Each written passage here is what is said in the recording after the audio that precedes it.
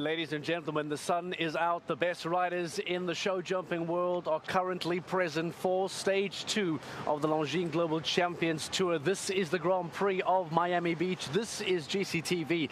My name is Mark Lewis and I am very, very excited throughout the rest of the afternoon to go through this weekend with you, to go through this start list with you. The best 40 riders on South Beach in Miami competing for today's big prize. There is a lot coming up on the show. We are going to talk to Katrin Eckermann. We are going to find out just how she has earned the title of Miss Miami. We're going to find out what it takes to build a show jumping ring right here in the middle of Miami on South Beach. We'll also, of course, talk to Frederick de Backer, get some analysis, find out how the course is being designed by Peter Grant, the course designer. So as we get ready to get started, instead of me trying to tell you and maybe even show you what it may look like on the beach, Rosie Tapner is hanging out on the beach. Best office in the world. Rosie Tapner, talk to us about Miami Beach, please. On Miami Beach, we've got the sun, we've got the sea, we've got the sand, but more importantly, we've got the show jumping. Now, this must be the best seat in the house. You can enjoy your holiday, but also enjoy the action in the arena as well. Now, this isn't always here. This has to be built specially for the weekend of action. So let's hear a little bit more from Colm about how it's built. So I've worked for Global Champions now for just over 10 years. My role with Global Champions includes drawing the site layout plans, organising all of the permits with the local cities involved, and then I have to, of course, organise the planning process with the suppliers, make sure then that the event is built up on time to a good standard and the venue is handed back to the city in a good condition. This is the 8th year that we've done Lgct Miami. An event such as the Global Champions of Miami Beach normally takes at least 6 months planning. We have to start the permit process quite early, but our actual time building the event is around 2 weeks. Then we have the live event and 1 week then to dismantle everything. I arrive here in Miami around 6 weeks prior to the start of the load-in. We take around 3 weeks for the setup, the live event and the load out. We estimate around 500 different people, and that's everything from deliveries on site, the catering, the security staff, you know, so it's a huge amount of people. But if we roll it back a few weeks, this is just an empty space, it's an empty beach with no infrastructure. So we have to then build all of the tents, the flooring. Ironically, we bring 64 trucks of sand to the beach as well. And of course, that's a special type of sand that the horses compete on. It's a silica sand with a geotextile fibre, and that's the surface for the event.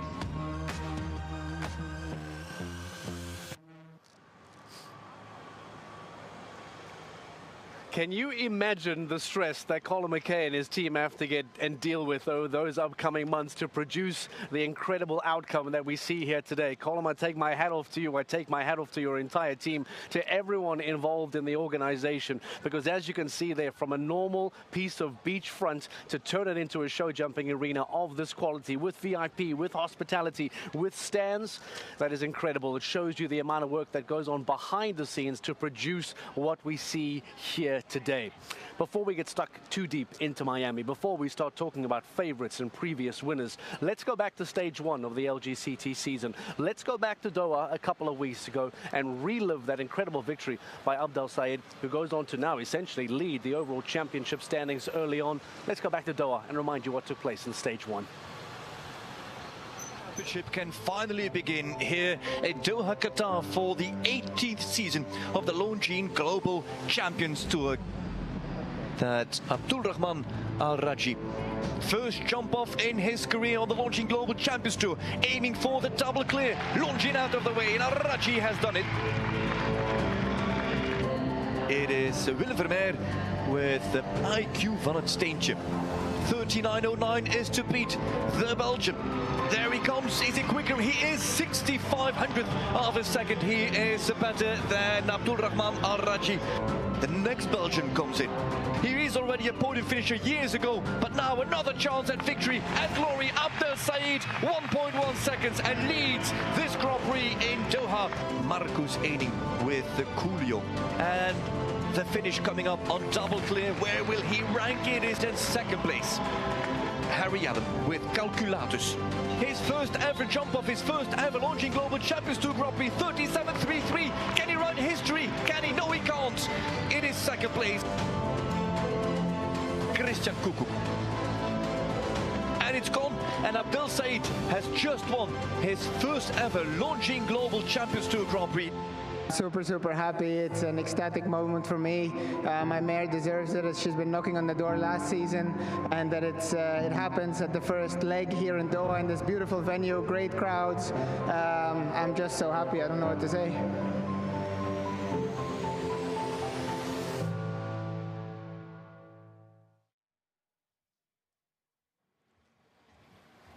So that gives us some context as to where we find ourselves early on in the season. Your first Lgct winner of the season, Abdel Said. That brings us up to speed now. But a man who was in the hunt right until the very last day in the 2023 season. We're going to hear from him in a few moments' time. Because of that victory from Abdel Said, because of that opening Lgct Grand Prix of Doha, what do the Lgct standings look like at the moment? Well, we'll show you exactly as to how things stand now following that opening result. Abdel Said, obviously, with the 40 points that he takes out of the victory. Harry Allen, if you recall, was outstanding to finish in second place, beating out Marcus Eining, who was superb, rolling back the years in Doha. Abdulrahman Al-Raji also jumped well beyond his years. And here present in Miami, Christian Koekkoek and Eduardo Alvarez Azna are going to have a wonderful opportunity to make up some real movement in the overall rankings. They are going to have the opportunity to really climb.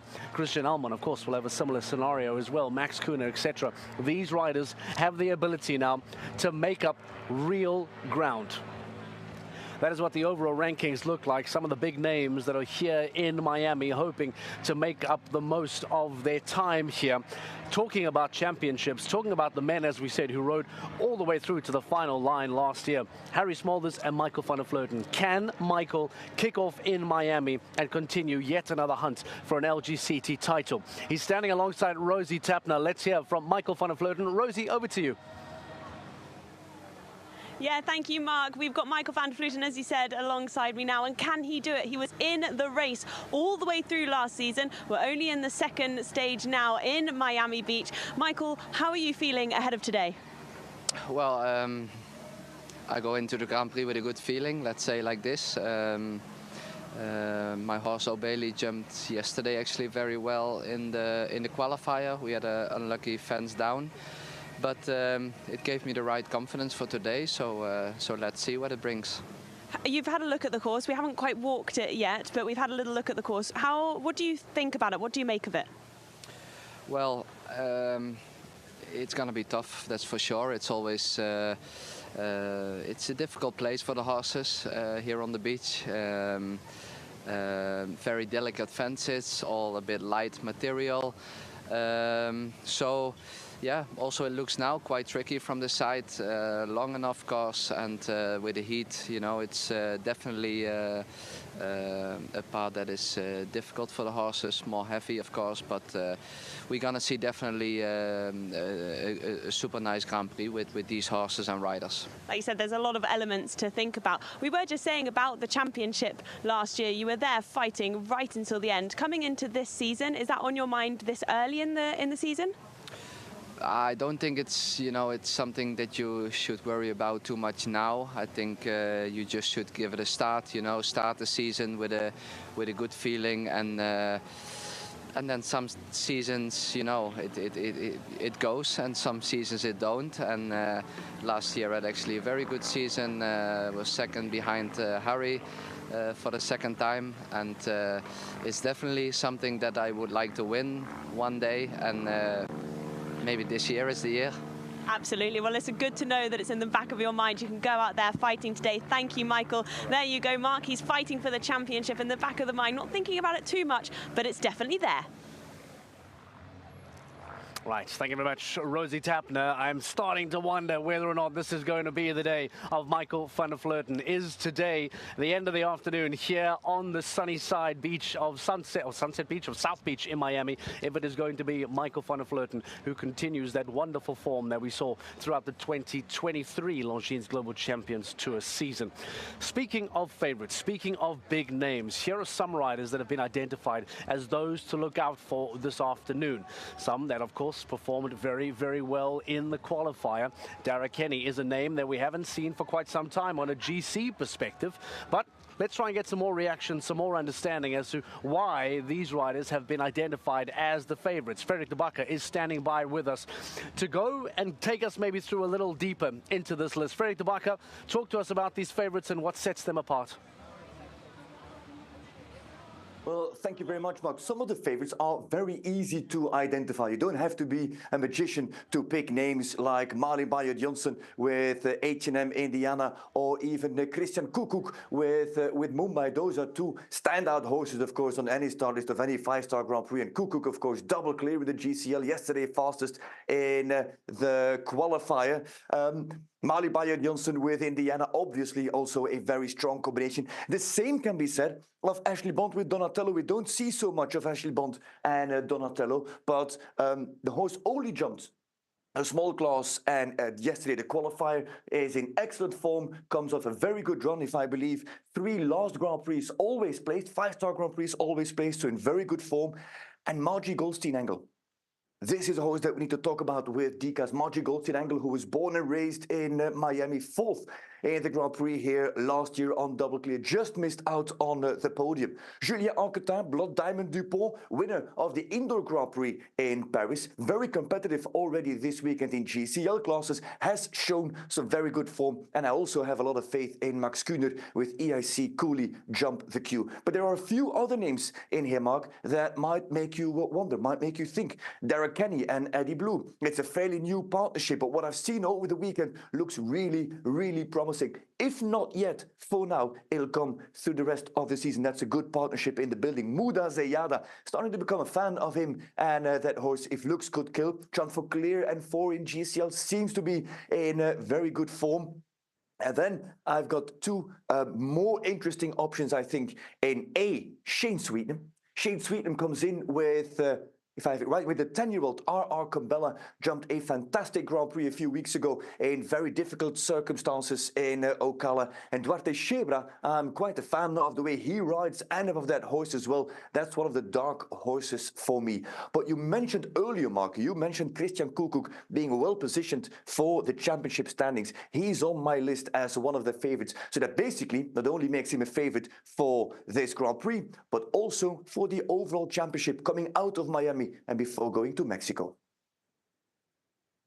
All right, some great analysis there and a breakdown of the favorites. Frederik de Backer, thank you very much. We'll be coming back to you a little bit later on for some course analysis and a breakdown as to what Peter Grant has designed today for the Lgct Grand Prix of Miami Beach. But for there, some lovely insight into who to look out for. And let's not exclude on that list as well, shall we give her own list, a two-time defending, 2-time reigning champion here in Miami Beach, earning the title of Miss Miami. Katrin Eckermann has had a wonderful time here on South Beach over the last few years. She is once again back. She is once again with Kalamandia in the Grand Prix. And can she go on and make it an historical 3-peat? Well, we caught up with Katrin Eckermann to find out the magic to her success. Here comes Katrin Eckermann. She's got everything in hand. Everything in hand. It's a little bit sticky. Here's Van Eckermann. It is faster. Katrin Eckermann wins the Grand Prix in Miami Beach by more than a second. Unbelievable. There comes Eckermann. 41.22 is to beat. Is she going to do it again? It looks like it. Katrin Eckermann wins for the 2nd time, consecutive time, the Longines Global Champions Tour Grand Prix of Miami Beach. It's very special. I won twice the Grand Prix here. I'm happy to be back here on the beach, so I'm really excited for this week. It's more pressure than the years before, but maybe I need it also a bit for the 3rd time. We will see. How do you cope with the pressure? I think I also need it a bit for myself, but in the ring, I'm very focused, I would say. the ring, we know that this is a really hard arena. What is the key to success here? The key, yeah, I would say to have a horse with a good mind and to be really focused here, because the arena is really open, and I think the horses need to really focus here like a bit more at other places. Does it make a difference that you've got sort of people on the beach who are just coming up to watch, and the atmosphere changes all the time, even through your round? Yeah, that's what I mean. That you need really to be concentrated here, because the people are all around. Next to us are the waves and the surfers, so you really have to be concentrated here. When I arrived here and looked to the arena, I just thought like, wow, you won here twice, and then you see the arena, and then the sun, and with the sand, it's really shiny. Then I just recognize it again. But it makes me also a bit more fighting inside to do it one more time. I'm riding her since she's 6 years old, and of course we are dreaming to win a third time, but I think there are also another 50 riders who want to win, so like any show, it's difficult. Well, here are many riders. Yeah, I mean, here are the best riders from the world, and it's Christian Eckermann here. If I say the Germans, Christian Kuckuck. So it's gonna be not so easy, but I will not give up, and I will fight for the last moment.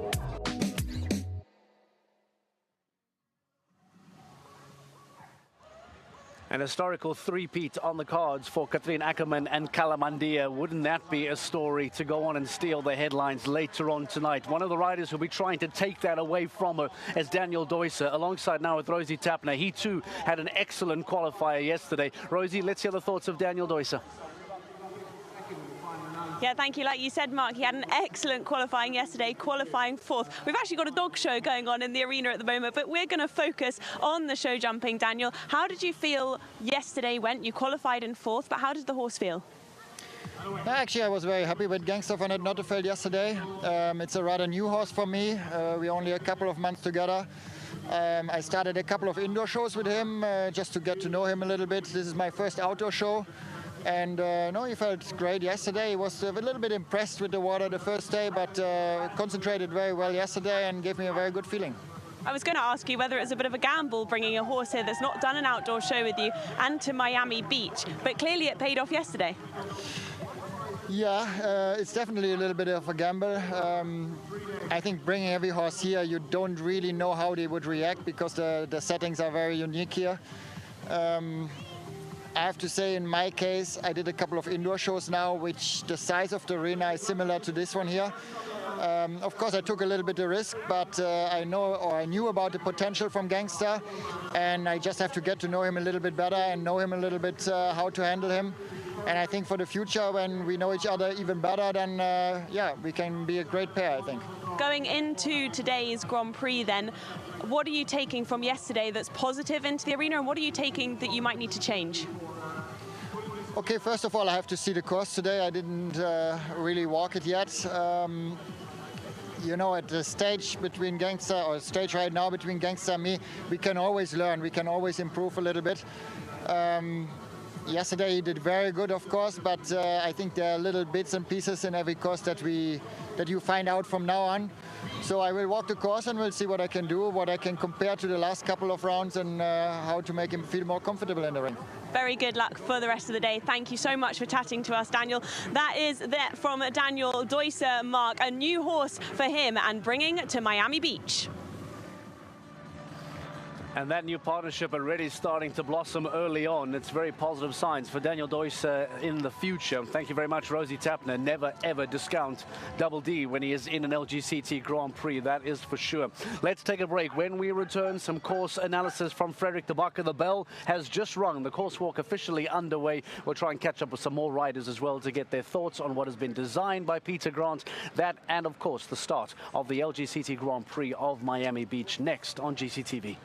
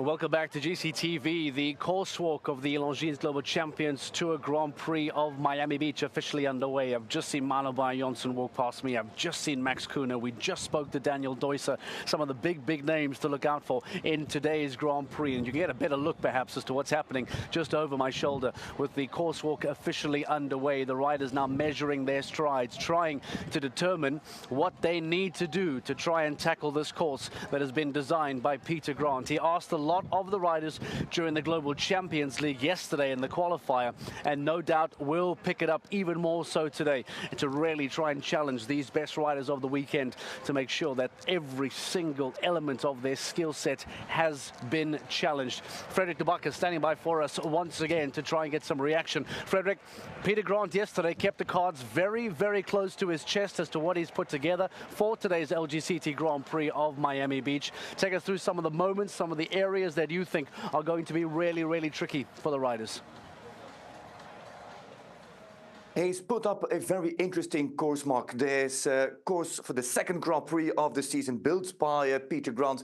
And there's a lot of lines that we need to look at, a lot of situations, and actually it starts at fence 4. That's when the real technicalities come up. He's given them an introduction into the triple combination on around and about 31.5 meters. 31.5, that's an inside 7 or an outside 8. Now, you've got the option, you've got the room to decide, but if you come in with a lot of pace, call it on the 7 strides, then you might be a little bit stuck in here. Only 8 meters stem in what is a double of verticals literally at the beginning of the combination. So if you come in too fast, you might get stuck in here. And if you make it out, you have to make sure that you get over that back rail.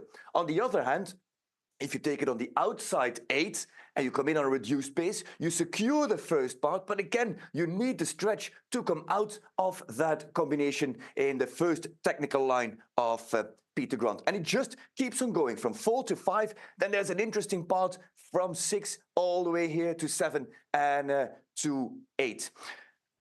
Oxer to a full-faced wall. Now, purely distance-wise, in this first part, that walks, or that measures like a short 3 strides from fence 6 to fence 7. But because this is a very unique fence, we'll bring it in the shot later on in the broadcast, fence number 7, it will back a lot of horses off. So automatically, you will create a little bit more room in the first part. And then it is, of course, Peter Grant is not just focusing on this chapter, he's focusing on the rest and on the approach to fence 8. There is a very big oxer in what walks like a very flat 6 strides, very open 6. So imagine that you get the slow jump over this oxer, the 6 will get even longer. It all depends on how your horse is going to jump that fence number 7. And then one more line. We started at 4 to 5 to 6 to 7 and to 8. And look what is built here. Right by hospitality, we are talking about 9, 10 and 11. Triple bar, long 2 strides to the vertical, and then actually, and this is difficult because you've been maneuvering with your pace and with your strides all the way through. This is standard 4 strides, but you have to treat them and ride them as standard 4, depending on how you jump out of that combination after those long 2 steps. And then you have again an option here in the approach to fence 11. You can go outside or inside. If I recall well, it is 7 or 8 strides. And then you have a little bit of a breather before you come to the final end of this course with 12 and 13 positioned on a long gallop. But 4, 5, 6, 7, 8, 9, 10, 11 are all linked. It all comes up very fast. What is also new, something to keep in mind, early in the course, fence 2, the wall that was jumped yesterday in the qualifier, but not every horse has jumped that wall. I don't need to remind you what happened in Doha, where Ulyana Vidzani had also built a brand new wall as second fence in the Grand Prix. It was where it went wrong for Mali Bayer-Jonsson and for H&M Indiana. But lots of options. Lots of decisions to be made, but lots of new and delicate material as well, Mark. It is once again going to be a cracking Grand Prix with a huge 1.65 meter oxer to finish off this course built by Peter Grant, the second one of the season. This is the second Grand Prix. Bucket, thank you very much. He almost just feels as if every single element you're talking about holds some kind of challenge to the riders. You talk about big, challenging courses. Well, it sounds as if Peter Grant has really put together something very, very special today that is going to be very challenging. And as you say, that big close as well, that big finish, that's going to take some real horsepower as well from these riders to get over the line and try and make sure that they can stay clear to get into that jump off later on tonight. As you can see behind me, the course walk officially underway. We've sent Rosie Tapner back into the ring. She's going to try and grab some riders for us to see if we can get some reaction from them as to how this has been designed, how this has been walked, you know, what are going to be the most challenging areas. Frederik de Backer doing a great job to identify those fences for us. It will be very interesting, very intriguing to find out from the riders as to how they then feel it is going to play out later on today. You can see the sun is out, the sun is shining, the heat is certainly turned up as well, as these best 40 riders in the world try and compete for today's Lgct Grand Prix title of Miami Beach. Final steps, final strides, all being made up as we get ready to close the studio and get ready for the Lgct Grand Prix of Miami Beach. We thank you once again for joining us here on GCTV. The class coming up in just a few moments' time. Who do you have your pick? Who is your favorite? We've given you some favorite lists. I wonder who stands out on your list. Rosie Tapner standing by for us again. Rosie, let's get some reaction. Yeah, thank you so much, Mark. I'm in the arena and just with Gilles Thomas, who's just finished the course walk. What do you make of the course? Yeah, the Grand Prix is always a big class to jump. I think it's a bit everything. In the beginning to start a bit longer lines. So I think you need to have the control straight in the beginning, that you don't start to open, because afterwards with the triple combination and after that it all comes very quick. Frederik was saying earlier that the triple combination, there are certain strides that you could take, you could hold for one, you could lengthen for one. What do you think you'll be planning to do? I think most of them, they will do a bit nice 7 to the triple combination, but I prefer with my horse to do one more, so I think I'm going to do 8 outside. Well, listen, I wish you very, very good luck, and I'll let you continue walking the course and the jump off as well. Good luck. Thank you. Back to you in the studio, Mark.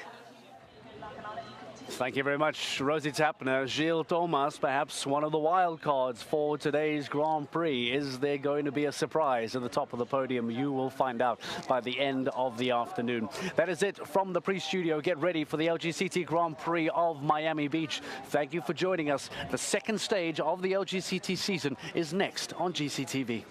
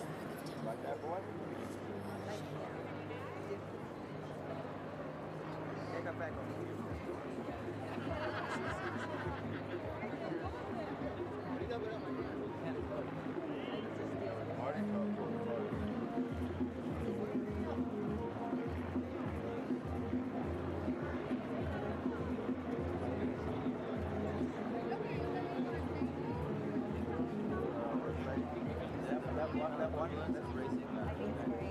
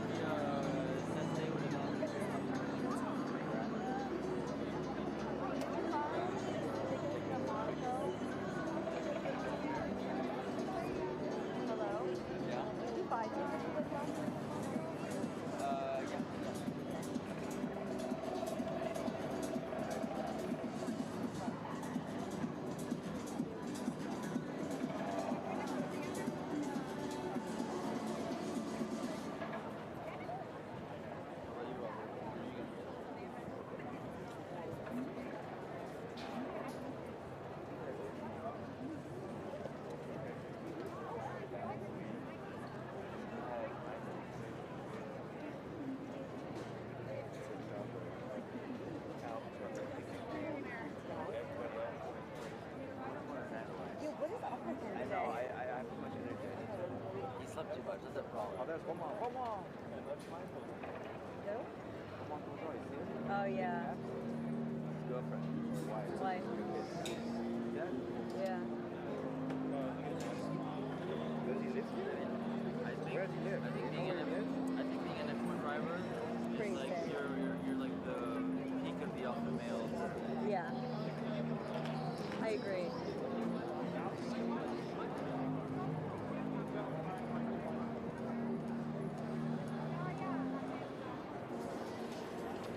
You almost lost it. Imagine screaming it. Go. So you're the one that planned to Give me another beer. Show us your teeth. Whoa. Someone get him out of here.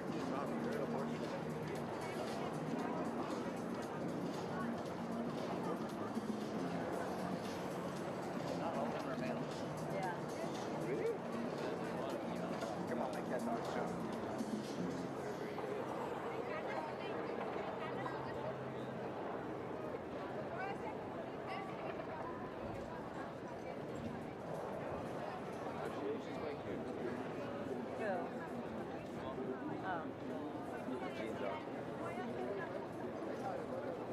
Pretending. Yeah.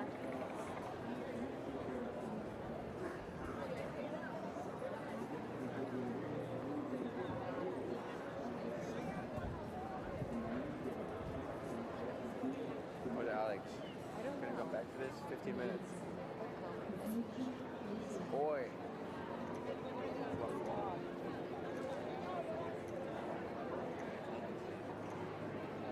Hello, Dom. It's very funny video where the U.S. Grand Prix in Austin, this guy found this at one of the corners and started making car noises into it. Oh, yeah. Going, and then it was like on live TV. And then the commentators were like, oh, there's clearly someone who's messing with the audio system.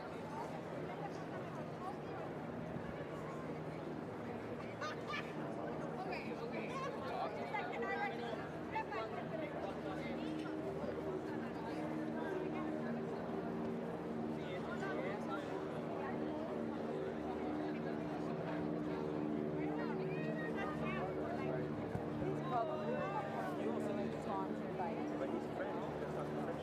I know, but Hello. his wife and kids are trying. So what? I would have done it. I don't care. I literally don't care.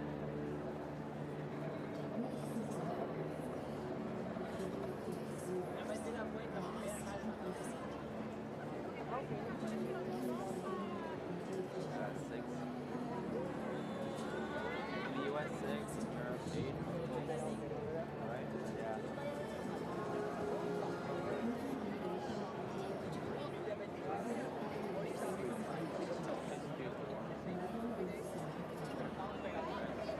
Like hair?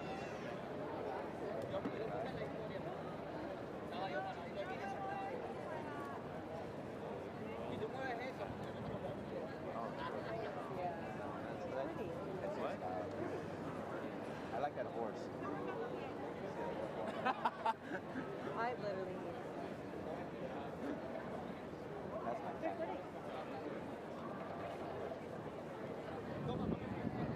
Get neck. I need a picture. Go back, go back. Go back. Go back.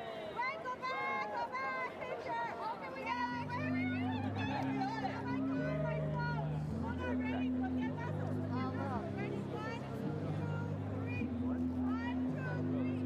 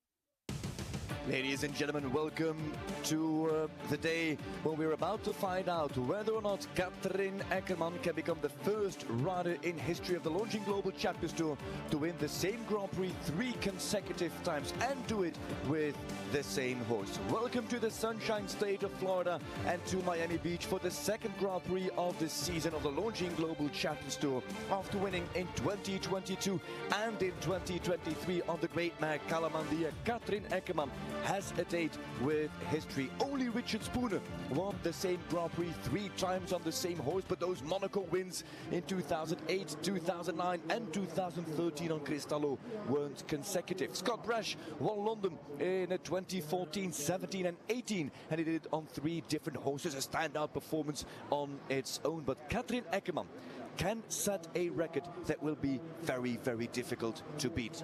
But although Eckermann has her eye on the prize, so do 30 other Grand Prix riders and combinations, and Katrin Eckermann and Calamandia don't form the highest rated combination in this Grand Prix, so the competition is fierce and it comes from all different angles.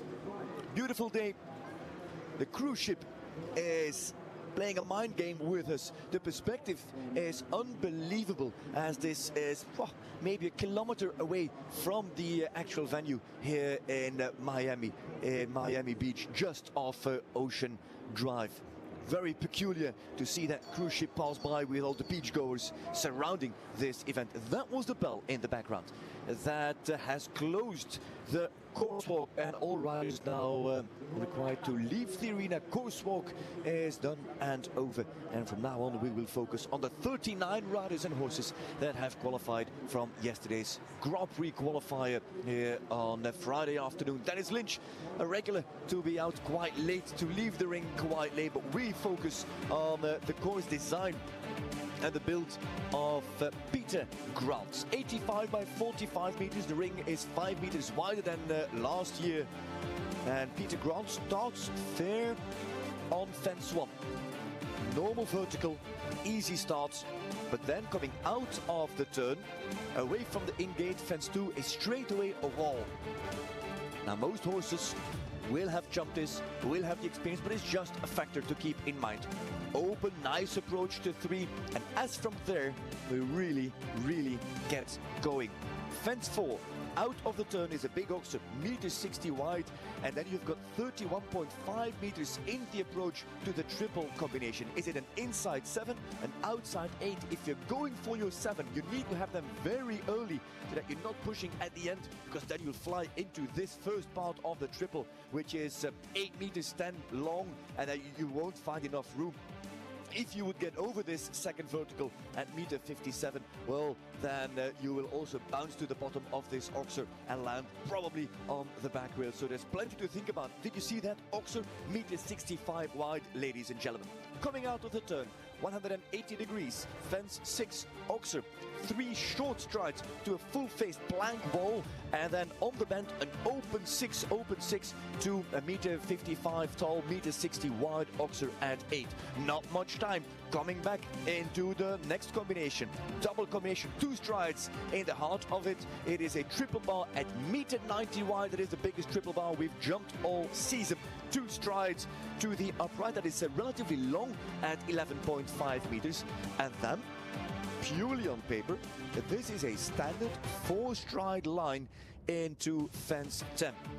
The fence 10 introduces you into the next choice at 32.5 meters, so a little bit longer than the approach into the triple. It's a very direct inside 7 or an outside 8 with the Liverpool sitting on the landing side of fence 11. And actually, now in theory there's time to breathe, or you will get caught by the time allowed. That's something that we need to factor in later on. Coming over fence 11, you've got room and time to 12 and room and time to fence number 13. Massive oxer at just over 1.55 meters and 1.65 meters wide. That is a huge monster of a fence at that last oxer there, built by this Canadian course designer. It is Peter Grant. Yesterday he had his time allowed sharp, spicy, but not overly burning in your mouth. It was a test. A lot of riders failed to complete the test of Peter Grant, but I have to say he had it spot on with his 78 seconds yesterday. We'll see how tight he has made it today for this Grand Prix. Peter Grant, Canadian, who will travel with us and with all the horses to Mexico City next week at the Campo Marte in Mexico. Here we are at sea level. Next week we are 2,000 meters above sea level. Now here we go.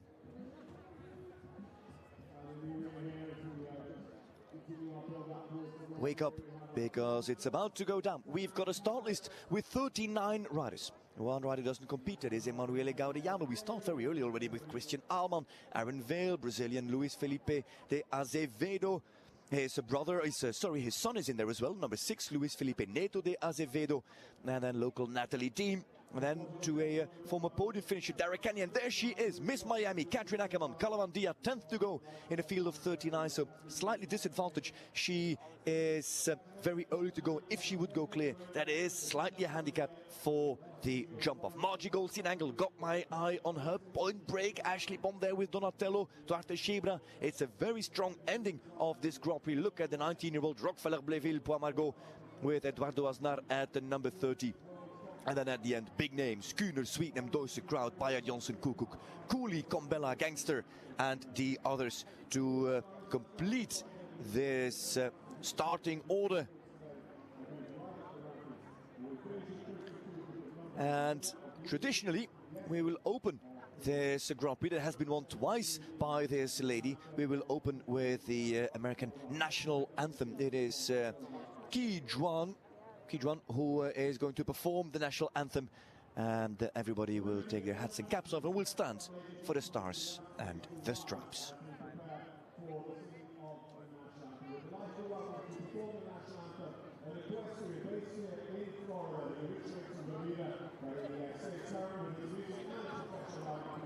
Guy Juan Miners, a singer-songwriter and fellow equestrian, comes from Bermuda, now lives here. Oh, say, can you see by the dawn's early light what so proudly we've held at the twilight's last gleaming, whose broad stripes and bright stars through the perilous fight o'er the ramparts we've watched were so gallantly streaming, and the rocket's red glare,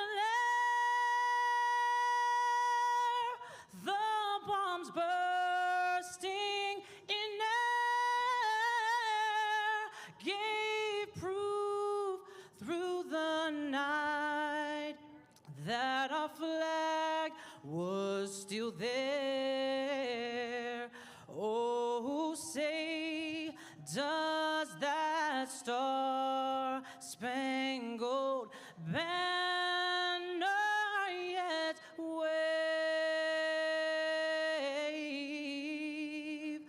o'er the land of the free and the home of the brave?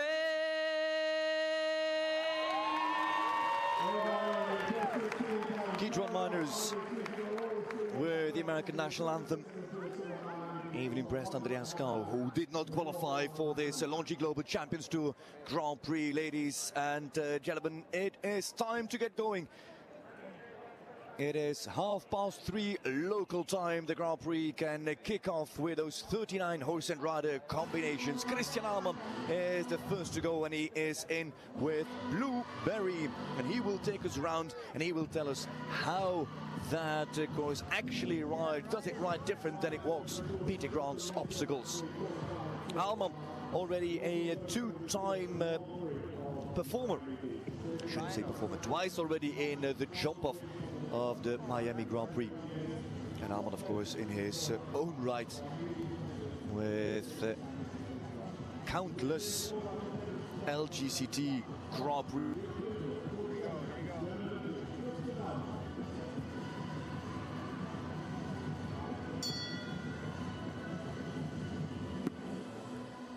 Here is Alman with Blueberry by Conrad Z. Conrad de Us out of a Crèvecoeur that jumped at the top level with the former world champion, with Philippe Lejeune.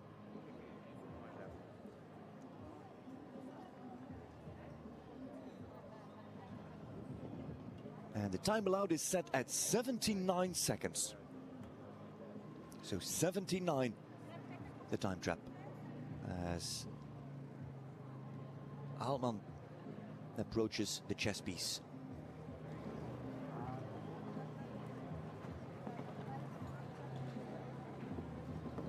The wall.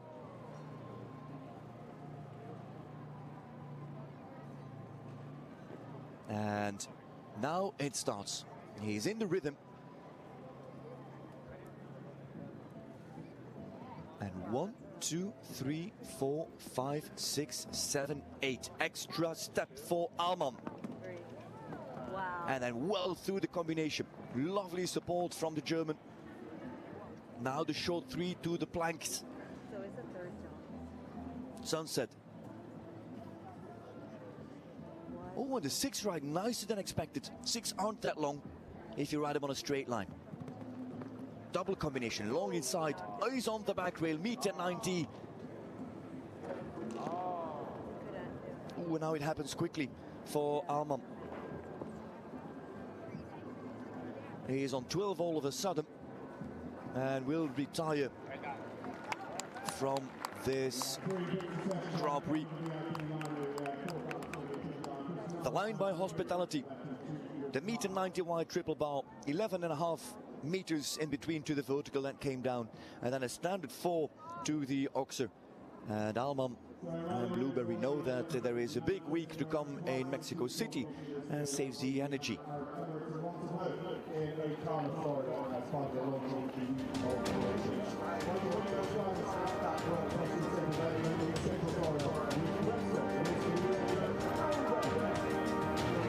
Aaron Vale is next. American rider with Prescott. Prescott by Lordanos. And Vale all through the weekend.